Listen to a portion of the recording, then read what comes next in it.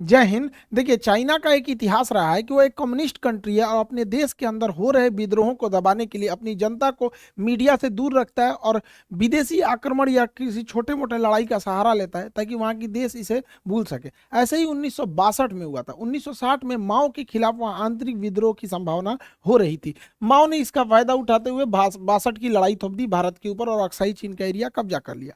उसी समय इसने ताइवान के इसे क्या नाम है, अरुणाचल प्रदेश को अपना दक्षिणी तिब्बत कहता था। ऐसा नेहरू के समय हुआ था। अभी यहाँ पर सी जिनपिंग जो है, इसके समय भी बहुत तेजी से विरोध हो रहा है। चाइना में सी जिनपिंग के खिलाफ बहुत तेजी से बगावत हो रही है।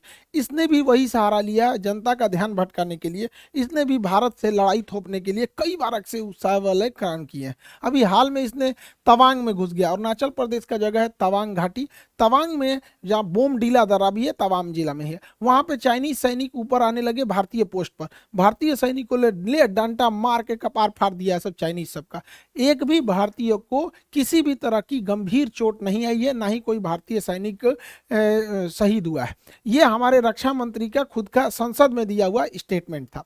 और वहीं चाइनीज मीडिया इस पर एकदम चुप है। जब चाइनीज पिटाते हैं सब ना तो एकदम चुप हो जाते हैं। आपको याद होगा जो जून 2020 पिटाया था, 6 महीना बाद बोला था कि हाँ हम लोग पिटा गए। वो सब इतनी होता है, सब आके भाज रहा था, सब मार यहाँ पे लाठी लाठी का पार फाड़ दिया सब चाइनीज सबका। चाइना वहां से भाग निकला और अभी चाइना कुछ नहीं बोल रहा है। अपनी जनता का ध्यान भटकाने के लिए ये कभी ताइवान के ऊपर अटैक करता है, कभी ये भारत की ओर। अभी इसके जो फाइटर जहाज थे सब वो कई बार उत्तराखंड के पास में मडराने लगे सब। उत्तराखंड के पास मडराने के भी कई रीजन है। उत्तराखंड में अभी भारत और अमेरिका की सेना यहाँ बहुत करीब नंदा देवी पर्वत के पास आकर चाइना के पास युद्ध अभ्यास की। इसीलिए वो अपने ड्रोन को, और उसने सबसे बड़ा जो बमवर्षक जहाज बना है S-20 ये बमवर्षक जहाजों को भारत के सीमा के पास उड़ाते रहता है। तो भारतीय सेना भी अपनी वायु से एयरफोर्स को तुरंत एक्टिवेट कर देती है और एयरफोर्स भी ऊपर से जाके वार्निंग देने लगती है कि अगर इधर की ओर आओगे तो तुम्हारा भी इलाज कर दिया जाएगा बढ़िया से।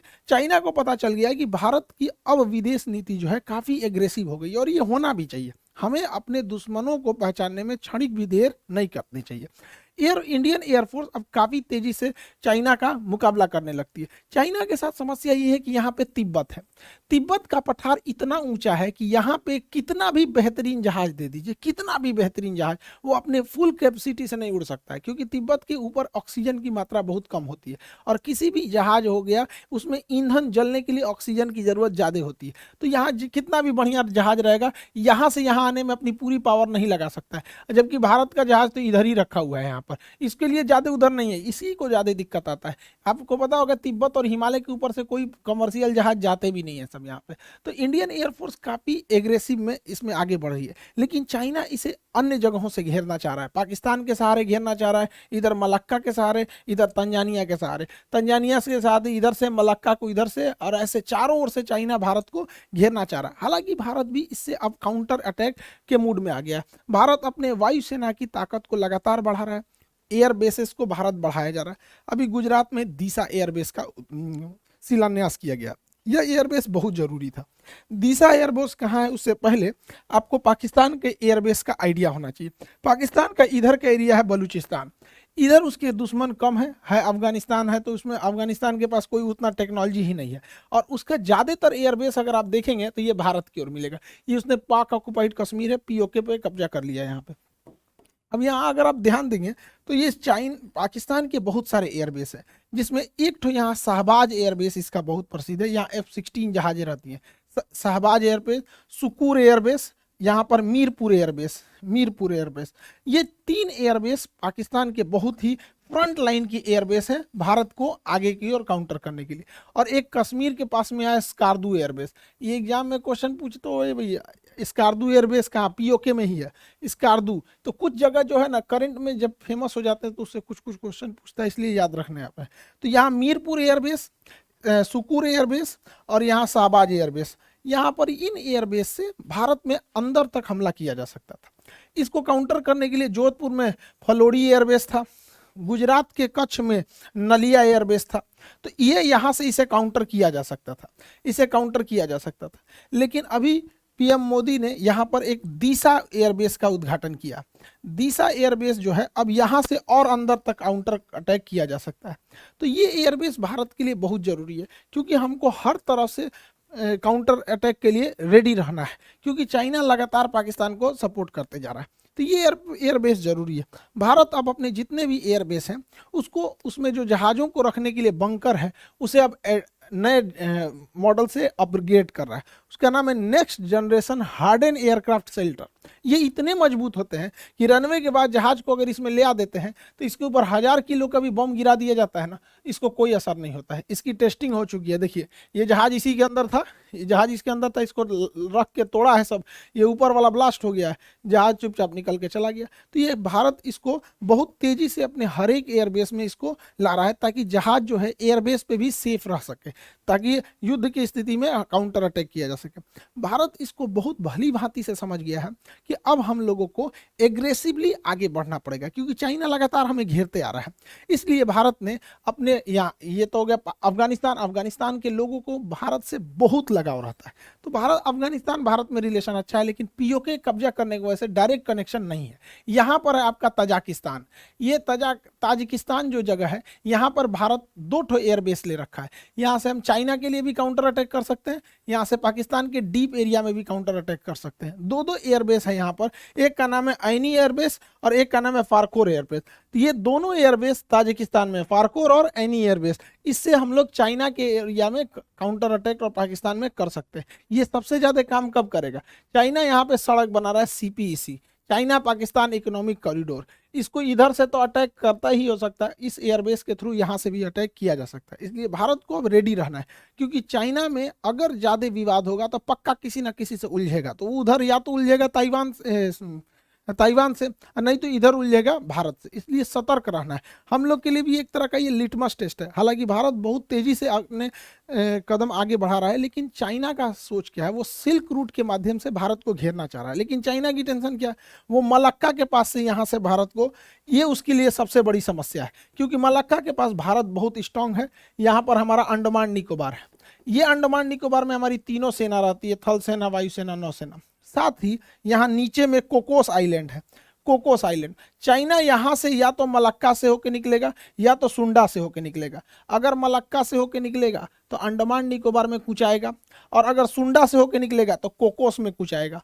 देखिए कोकोस आइलैंड हमारा नहीं, देखिए कोको अलग है।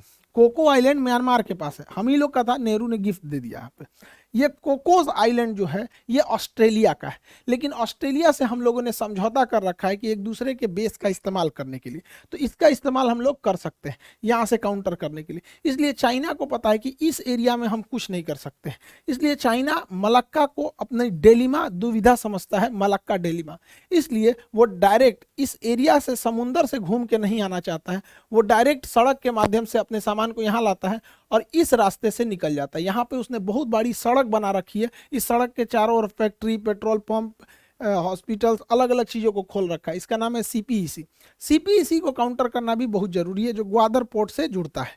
यहाँ पर सीपीईसी के लिए यहाँ पर हमको ऐनी एयरबेस और फारखोर एयरबेस यहाँ से काउंटर कर देंगे, और यहाँ ईरान का चाबहार बंदरगाह हम इसे काउंटर करके आइसोलेट कर सकते हैं। इसलिए रेडी रहने के लिए ज़रूरी है। हालांकि भारत के पास इसके अलावा भी बहुत सारी संभावना है। यहाँ पर चाइना इतना तेजी से एक्सपांड किया कि अफ्रीका का देश है जिबूती में इसने अपना एक सैन्य अड्डा ले लिया।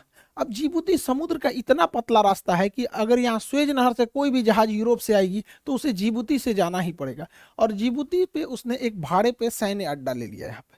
लेकिन अच्छी बात यह है कि जहाँ इसने सैन्य अड्डा लिया है वहाँ से थोड़ी ही दूरी पर फ्रांस का भी सैन्य अड्डा है, और हमारा और फ्रांस का समझौता है कि हम एक दूसरे के सैन्य अड्डे का इस्तेमाल कर सकते हैं। तो यहाँ ये पैसा दे के सैन्य अड्डा ले रहा है, भारत वहाँ ऐसे ही पहुँच सकता है। इसके अलावा जरूरी है भारत सरकार को कि यहाँ पे यमन में अभी अशांति फैली हुई है। यमन का यह सोकोत्रा आइलैंड भारत के लिए एक वरदान साबित होगा, क्योंकि अगर हमारा सोकोत्रा आइलैंड पर अब अगर प्रेजेंस बन गया तो यहाँ से हम ग्वादर बंदरगाह को काउंटर कर सकते हैं, यहाँ से हम जिबूती को काउंटर कर सकते हैं, और यहाँ से हमारी सप्लाई लाइन को भी कोई नहीं रोक सकता है। लेकिन अभी यमन के सोकोत्रा आइलैंड पर किसी का ध्यान नहीं गया है।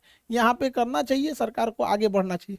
चाइना ने इतना ज़्यादा मात्रा में लोन दे रखा है अफ्रीकी देशों को कि उन्हें अपने कर्ज के जाल में फंसा लिया, और इस जाल में फंसाया बढ़िया से तंजानिया को। तंजानिया जो है, इसका एक जंजीबार द्वीप है जो दुनिया में सबसे ज़्यादा लौंग के उत्पादन के लिए प्रसिद्ध है। तंजानिया के सभी समुद्री तटों को चाइना मांग रहा है कि हमको दे दो लीज पे, ये सारे समुद्र तट पे हम अपने बंदरगाह बनाएंगे। और आपको पता है कि चाइना अगर बंदरगाह बना दिया तो वहाँ अपनी पनडुब्बी नौसेना की जहाज़ों को लाएगा। हम लोगों की लाख कोशिशों के बावजूद चाइना का जहाज यहाँ पर अपना लंगर डाल ही दिया। इसलिए इसे काउंटर करने के लिए भी भारत के पास कई सारे द्वीप हैं। सेशेल्स का द्वीप एजम्पशन आइलैंड, जिस पर भारत अपना मतलब बेस बनाने वाला है, सेशेल्स में यहाँ पर है। मॉरिशस में एग्लीगा द्वीप है। ये दोनों द्वीप यहाँ से काउंटर अटैक के लिए यहाँ पर अवेलेबल हो सकते हैं। तो कहने का सेंस ये है कि भारत को पहले से अब रेडी रहना चाहिए, क्योंकि चाइना में जहां उथल पुथल होगा तो सी जिनपिंग अपने देश की जनता का ध्यान अपने ओर से हटाने के लिए वो कि या तो ताइवान की ओर हमला करेगा या तो फिर भारत की ओर। हालांकि भारत की ओर करेगा नहीं, अब उसको पता है कि 62 नहीं रह गया, यहाँ पे आदमी दौड़ा के मारेगा उसको। हालांकि युद्ध में अब अगर देखेंगे तो वर्तमान परिदृश्य में कई सारी चीजें चेंज हो गए हैं। यूक्रेन युद्ध में ड्रोन ने पूरी तरह से कंप्लीट सिनेरियो को ही चेंज कर दिया। तुर्की जैसा देश ड्रोन के मामले में, ईरान जैसे देश ड्रोन के मामले में बहुत तेजी से आगे बढ़े हैं। तुर्की का कौन सा ड्रोन यूक्रेन में तबाही मचाया, और रूस जैसे शक्तिशाली देश को ईरान से क्यों ड्रोन मंगाने पड़े, इसे भी हम लोग समझेंगे। उससे पहले आप लोग को सूचना भाई, यूपीएससी वाले बैचों के लिए देखिए, बहुत सारे लड़के आप लोगों को हम बताए भी थे यूपीएससी के लिए। जून में ही हम आपको अनाउंस किए थे कि यूपीएससी बैच आएगा जून में, लेकिन यूपीएससी बैच सबसे बेहतर बन सके, इंडिया में वर्ल्ड क्लास के टीचर्स का सिलेक्शन हो सके, इसलिए काफ़ी डिले हो गया था इस मैटर को लेकर। लेकिन अब बहुत अच्छे अच्छे टीचर जुड़ चुके हैं हम लोग के साथ। हिस्ट्री के लिए मणिकांत सर हैं, आपके पॉलिटी के लिए राजेश मिश्रा सर हैं, और भी बहुत सारे टीचर हैं हम लोग के। एक एक करके अब हम लोग सबके बारे में जानते चलेंगे। यहाँ पर यूपीएससी के बैच में जितने लड़के इनरोल नहीं हो पाए थे, अब आप लोग इनरोल हो जाएंगे, ताकि जो लड़के ऑलरेडी एप्लीकेशन में पढ़ रहे हैं वो इनरोल हो चुके हैं। तो यूपीएससी वाले बच्चे आप लोगों के लिए बहुत कम में फी है, 7500 में। ये हो सकता है कि कुछ 8000 के आसपास या फिर इसी में रहेगा, इतना फीस है। सबसे कम फी, एकदम क्वालिटी वाइज सबसे बेहतरीन रखा गया इसको। इसमें आपका पीटी और मेंस सभी को कवर कराया जाएगा, जैसा कि आपको वादा किए थे कि हम लोगों को यूपीएससी के सेक्टर में बहुत आगे काम करना है। ये ज़रूरी भी है, क्योंकि हिंदी मीडियम के लड़के जो गांव के पृष्ठभूमि के थे, बड़ी फीस की वजह से वो पढ़ाई नहीं कर पाते थे। मेरी भी मजबूरी थी, एप्लीकेशन में उतना जगह नहीं था, जिस वजह से हमको एप्लीकेशन के लड़कों को बोलना पड़ा। फिर आप लोग यूट्यूब परिवार आपको कैसे छोड़ सकते हैं, तो आप लोग को भी कर रहे हैं। तो गाँव का जितना भी लड़का है, जिन लोगों को अब दिल्ली जाने के लिए पैसे नहीं थे, अब वहाँ गाँव तक में आपको अब शिक्षा दी जा सकती है। तो अभी ये है आपका, जितना जल्दी इसमें इनरोल हो जाएंगे लोग, उतना जल्दी क्लास हो जाएगा। क्योंकि एप्लीकेशन वाले ऑलरेडी इनरोल हो गए हैं, तो उनको 2 दिन हम रोक लेंगे। संडे को आप दोनों लोग को जैसे उनका पहले से एडमिशन हो गया, आप लोगों को इधर 4 दिन टाइम देते हैं, फिर संडे से हम दोनों का क्लास एक साथ चालू कर देंगे।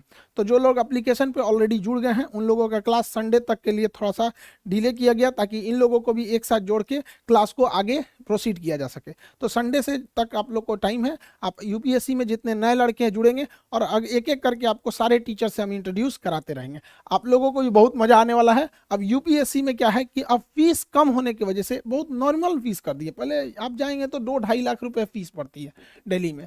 आप वैसे ही टीचर से जो दिल्ली में हैं, उन्हीं लोगों से एकदम बेहतरीन मार्गदर्शन में आप लोग शिक्षा लेंगे। और अब जो कहा जाता था हिंदी मीडियम के लड़कों का रिजल्ट नहीं होता था, तो अब बहुत सारे ऐसे लड़के थे जो गरीबी की वजह से नहीं शिक्षा ले पाते थे, अब उन लोगों के लिए भी एक मौका है। तो आई होप आप इसको समझे होंगे। अब एक एक करके हम आपको यूपीएससी के शिक्षक लोगों से मिलाते रहेंगे। आप लोगों से भी कहते हैं, मन लगा के पढ़ाई कीजिएगा, माँ बाप का सपना पूरा कीजिए, देश बदलिए, और कोशिश कीजिए कि जब अधिकारी बने तो एकदम जमीनी लेवल पे काम करें, ताकि देश आगे बढ़ सके। आई होप आप इसे समझे होंगे। मिलेंगे नेक्स्ट क्लास में। जय हिंद।